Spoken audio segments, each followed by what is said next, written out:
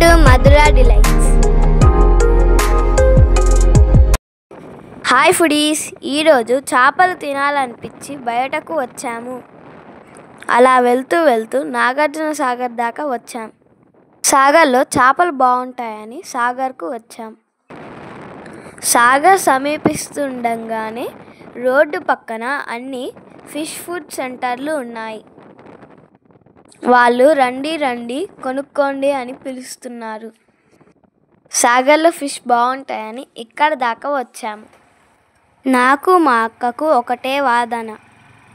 నాకేమో చేపల ఫ్రై ఇష్టం, కాదు చేపల కూర చేయించు అని మా అక్క అంటుంది. ప్రేక్షకులకు చిన్ని ప్రశ్న, ఇక్కడ కనిపిస్తున్న కూరగాయ పేరు ఏమిటి? ఆన్సర్ తెలిస్తే కామెంట్లో రాయండి, నేను ఆన్సర్ వీడియోలో చెప్తా. మేము ఒక ఫిష్ ఫుడ్ సెంటర్ దగ్గర ఆగాము. అక్కడ బాక్స్లో వాళ్ళ దగ్గర కొన్ని పచ్చి చేపలు ఉన్నాయి. మా వాళ్ళు ఫ్రెష్గా ఉన్న చేపను సెలెక్ట్ చేశారు. వెంటనే వాళ్ళు ఆ చేపకు నీట్గా డ్రెస్సింగ్ చేశారు. ఈ సెంటర్కి చేపలు కొనడానికి చాలామంది వస్తున్నారు. వాళ్ళు త్వరగా చేపను క్లీన్ చేసి సన్న ముక్కలుగా కట్ చేశారు. ముక్కలన్నీ నీళ్ళలో వేసి బాగా కడిగారు. మా అక్క వాళ్ళతో మంచి నీళ్ళతో బాగా కడగమని చెప్పింది. వాళ్ళు అదే విధంగా 2-3 సార్లు శుభ్రం చేశారు. ఈ ఫిష్ సెంటర్ వాళ్ళు ఈరోజు కూర చేయరంట, ఫ్రై మాత్రమే చేస్తారంట. కూర మసాలాలు ఈరోజు వాళ్ళు తీసుకురాలేదంట, అందుకు కూర చేయట్లేదు. కడిగిన చేపల ముక్కలను ఒక పాత్రలో వేశారు. చేప ముక్కల్లో 2 చెంచాల కార్న్ఫ్లోర్ వేశారు. పిండి చేప ముక్కల కంటేలా కలిపారు.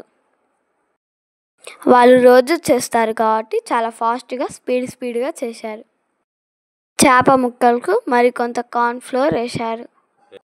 వాళ్ళు చేప ముక్కకు కార్న్ఫ్లోర్ అంటేలా బాగా కలిపారు. ఇప్పుడు అందులో 2 చెంచాల కారం వేశారు.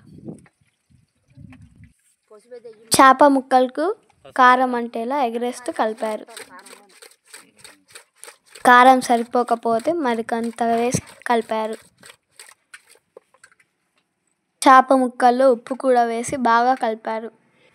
వీళ్ళు గిన్నెను ఎగరేస్తూనే కలిపారు. వీళ్ళు పసుపు వేయలేదు, కారంలోనే పసుపు ఉంటుందని చెప్పారు. వీళ్ళు మరికొంత ఉప్పు వేసి బాగా కలిపారు. ముక్కలకు ఉప్పు కారం బాగా అంటాలని కొంచెం సేపు పక్కన పెట్టారు. కట్టెల పొయ్యి మీద కళాయి పెట్టి నూనె పోశారు. నూనె వేడెక్కాక ఉప్పు కారాలు కలుపుకున్న చేప ముక్కలను నూనెలో వేశారు. మంట బాగా పెట్టి 2 నిమిషాలు అలా వదిలేశారు. చేపలు ఇష్టపడేవారు వాళ్ళ షాప్కి వస్తున్నారు, కొంటున్నారు. వీళ్ళ దగ్గర కొన్ని రెడీమేడ్గా ఫిష్ ఫ్రై పీసెస్ కూడా ఉన్నాయి. చేపలు కూడా వీళ్ళే అమ్ముతున్నారు. కళాయిలో చేపలు వేగుతూనే ఉన్నాయి. వాళ్ళు మమ్మల్ని ఫ్రై పీస్ మెత్తగా ఉండాలా గట్టిగా ఉండాలా అని అడిగారు. వద్దు, చేప ఫ్రై పీస్ గట్టిగా ఉండాలని మేము చెప్పాం. చిన్ని ప్రశ్నకు సమాధానం సింగాడ నీళ్ళలో పెరుగుతుంది. సింగాడలో కూడా అనేక పోషకాలు ఉంటాయి. హైవే పక్కన కాబట్టి బండ్లు వస్తూ పోతూ ఉన్నాయి.